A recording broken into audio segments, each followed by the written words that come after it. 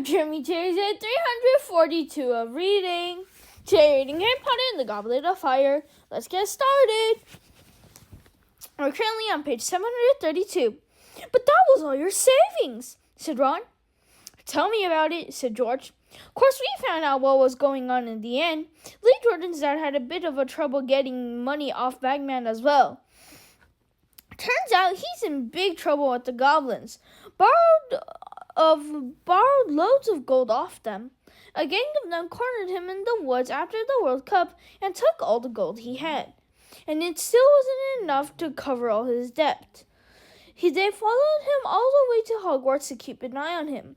He's lost everything gambling. Hasn't got 2 galleons to rub together. And you know how the idiot tried to pay the goblins back? How? Said Harry.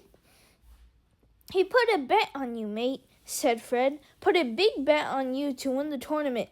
Bet against the goblins. So that's why he kept trying to help me win, said Harry. I did win, didn't I? So he can pay you your gold.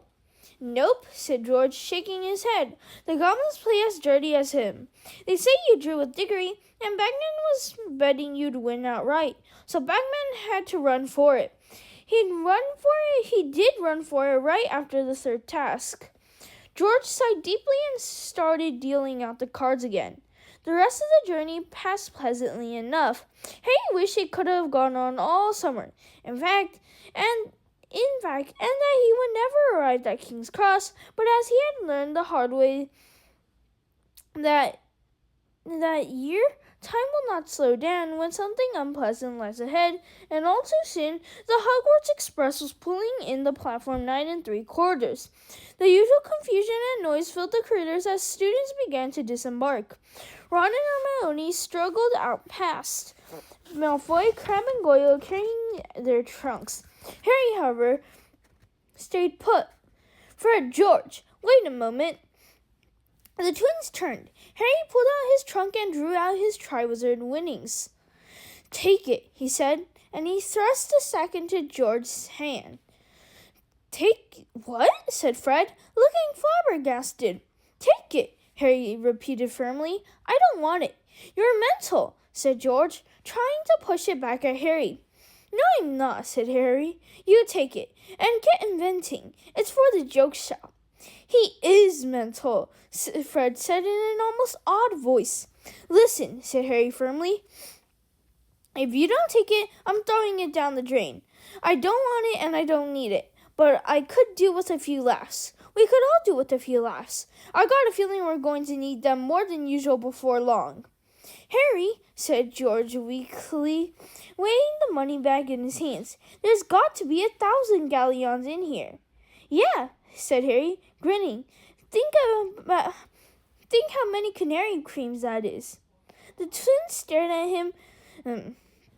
Just don't tell your mom where you got it, though, although she might not be so keen for you to join the ministry anymore, come to think of it. Harry, Fred began, but Harry pulled out his wand. Look, he said flatly, take it or I'll hex you.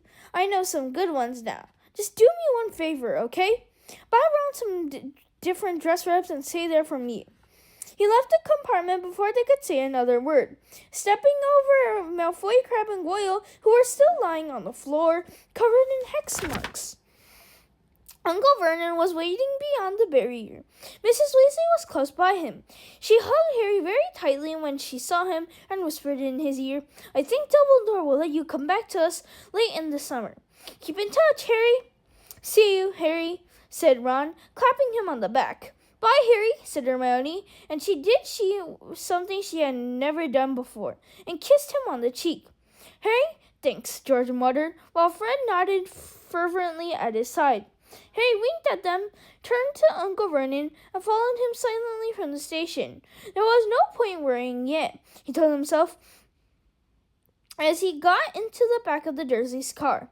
As Hagrid had said, what would come, and he would have to meet it when it did. And that is the end.